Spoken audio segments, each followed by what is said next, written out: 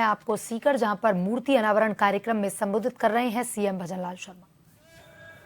ऐसे लोगों को जिन्होंने युवाओं की आंखों में आंसू लाने का काम किया है, हम किसी भी कीमत पर नहीं बख्शेंगे। और आपने देख लिया 157 लोगों को गिरफ्तार किया है, 157 लोगों को। और अभी धीरे धीरे जांच बढ़ रही है। कई लोग कह रहे हैं, विरोध के लोग भी कह रहे हैं, क्योंकि उनको भी आइडिया है, वो भी कहना चाह रहे हैं। मैं आपसे कहना चाहता हूं, ये हमारी सरकार कृत संकल्प है कि किसी भी क्षेत्र में हमारे युवाओं के साथ जिन्होंने धोखा किया है, उनको हमारी सरकार किसी कीमत पर छोड़ने वाली नहीं है। मित्रों, मैं आपसे कहना चाहता हूं, हमने कहा है लगातार आप देखते जाइए, हर क्षेत्र में जगह निकलेंगे जहां आवश्यकता है। पूर्ण रूप से हमने कैलेंडर भी बनाया है, लेकिन हमने देखा कि क्योंकि पेपर रविवार को होता है, क्योंकि संस्थाएं हमें मिल जाती हैं रविवार को पेपर कराने की, लेकिन हमने कहा कि उन्होंने कहा इतनी जल्दी नहीं हो पाएंगे। हमने कहा बीच में जो छुट्टियां होती हैं उसका भी कैलेंडर बनाइए, लगातार छुट्टियों में भी पेपर कराइए, जिससे कि हमारे युवाओं का जल्दी से जल्दी पेपर होकर के हम उनका परिणाम निकाल सके और उनको रोजगार दे सके।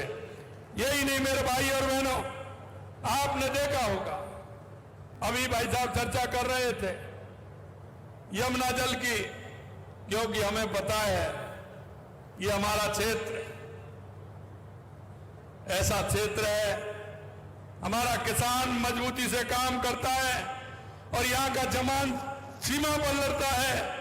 हमने कहा हमारी शेखावाटी का, आते ही हमने देखा कि शेखावाटी में यमुना की बात तो करते हैं, लेकिन किसी के प्रयास कितने हुए। अरे मैं कहना चाहता हूं, मैंने विधानसभा के अंदर भी कहा था, मैंने कहा सबसे ज्यादा अगर इस देश और प्रदेशों में राज किया है तो कांग्रेस ने किया है। कांग्रेस के नेता बात करते हैं, लेकिन मैं कहना चाहता हूं कि उन्होंने हरियाणा सरकार से कभी बात की क्या? उन्होंने कभी केंद्र की में सरकार रही, उन्होंने यमुना जल का प्रयास किया क्या? अभी आपने देखा होगा हरियाणा सरकार के हमारे पूर्व मुख्यमंत्री जब बजट दे रहे थे तो उन्होंने बजट भाषण में भी विधानसभा हरियाणा के अंदर कहा है कि राजस्थान को हम 3 पाइपलाइन देकर के राजस्थान के सीकर, झुंझुनू और चूरू को पानी देने का काम करेंगे।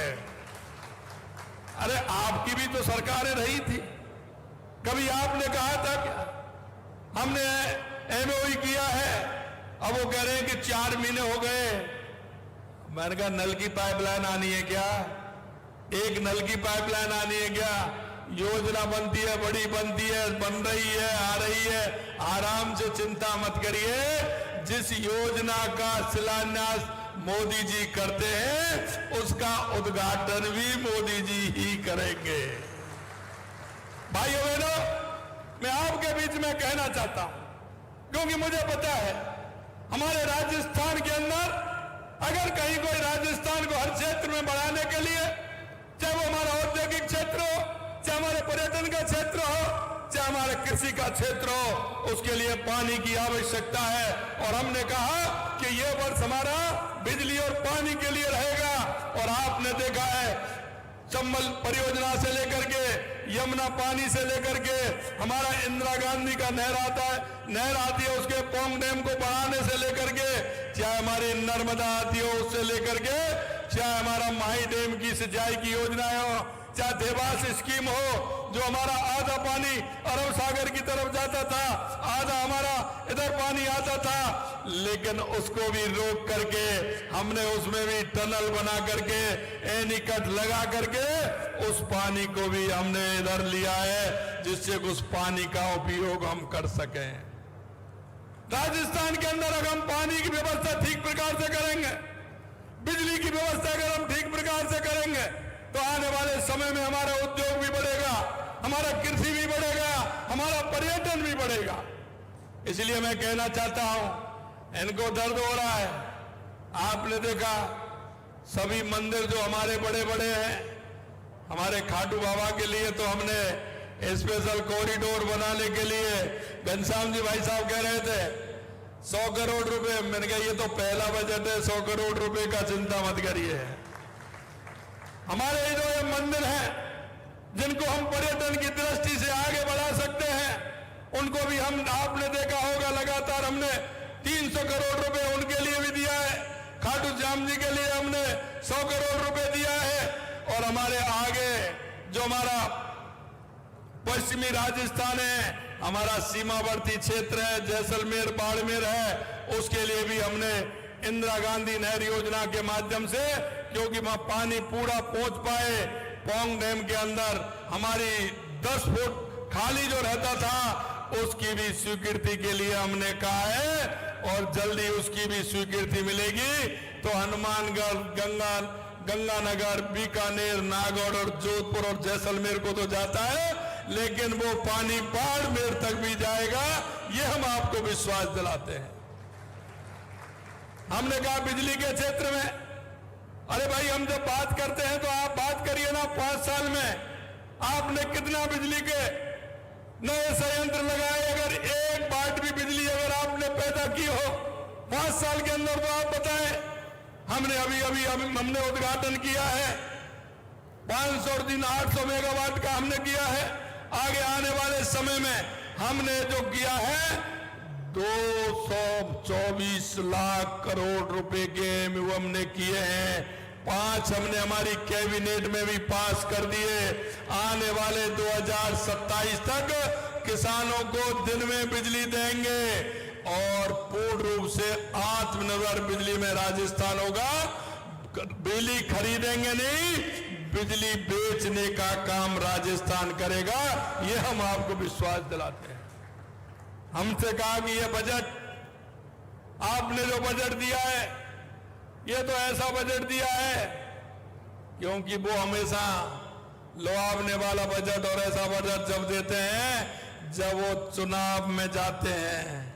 आपने तो ऐसा दिया, हमने कहा हम जनता से वायदा करके आए हैं। हमने जनता से कहा है कि आने वाले समय में हमने जो संकल्प पत्र में जो हमने वायदे किए हैं, हम एक एक वायदे को पूरा करेंगे। और हमारे सभी विधायक, हमारे मंत्री, हमारे सांसद सभी उसमें लग गए हैं। और आपने देखा होगा जो हमने बजट की घोषणाएं की है उन पर काम भी हमने प्रारंभ कर दिया है। ये हम आपको विश्वास दिलाना चाहते हैं।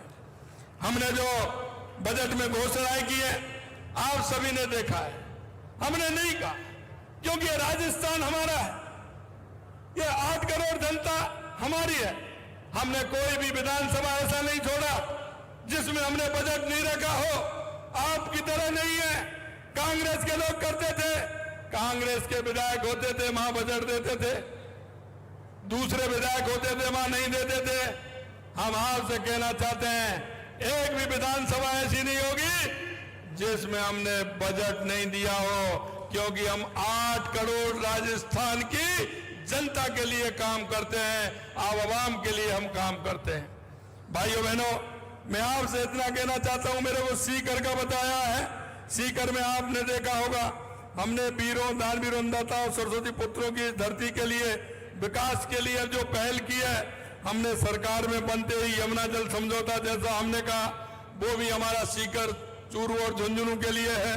हमारी सरकार ने बजट में सीकर विधानसभा क्षेत्र का पूरा ख्याल रखा है।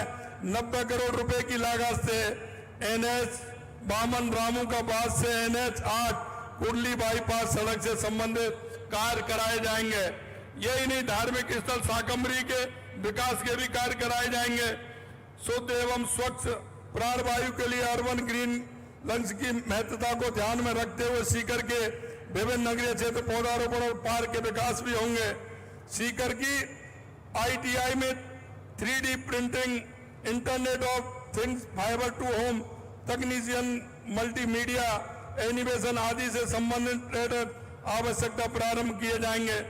इस तरह के कई कार्य लगातार रेवासा में संचालित आदर्श वेद आवासीय विद्यालय की तर्ज पर संभाग स्तर पर चरणबद्ध रूप से आदर्श वेद विद्यालय भी स्थापित किए जाएंगे। साथ ही वेद विद्यालय में कार्यरत अध्यापकों के मानदेय को 8,000 रुपए से बढ़ाकर के 15,000 रुपए भी किया है। सीकर में विशेष न्याय मजिस्ट्रेट भ्रष्टाचार निरोधक एक्ट न्यायालय खोला जाएगा। उप स्वास्थ्य केंद्र माधोपुरा में हरिपुरा के भवन निर्माण का कार्य कराया जाएगा। मैं एक बार आप सभी को इस बात के लिए भी धन्यवाद देना चाहता हूं कि ये तो सीकर के लिए इतना काम है और आने वाले समय में सीकर, चूरू, झुंझुनू, शेखावाटी के लिए आने वाले समय में और भी काम यहां कराए जाएंगे। मैं सिर्फ आपसे इतना निवेदन करना चाहता हूं मेरे भाई और बहनों कि हम भी इस प्रदेश के नागरिक हैं। नागरिक होने के नाते हम सभी का भी कर्तव्य बनता है। देश के यशस्वी प्रधानमंत्री नरेंद्र मोदी जी के नेतृत्व में 2014 के बाद देश में आपने देखा होगा, चाहे हमारे गरीब कल्याण की योजनाएं हो, चाहे हमारे विकास की योजनाएं हो, चाहे आतंकवाद और नक्सलवाद का खात्मा हो, दुनिया में बढ़ता हुआ भारत का गौरव हो, अगर ये कहीं दिख रहा है 2014 के बाद देश के यशस्वी प्रधानमंत्री नरेंद्र मोदी जी के नेतृत्व में दिख रहा है। और मैं आपसे यही कहना चाहता हूं, हम सामाजिक सरोकार के कार्य भी करते हैं। आप कहीं ना कहीं किसी न किसी संस्था से जुड़े हुए हैं। आपसे भी मैं आग्रह करना चाहता हूं कि हमको भी सामाजिक सरोकार के कार्य करने चाहिए।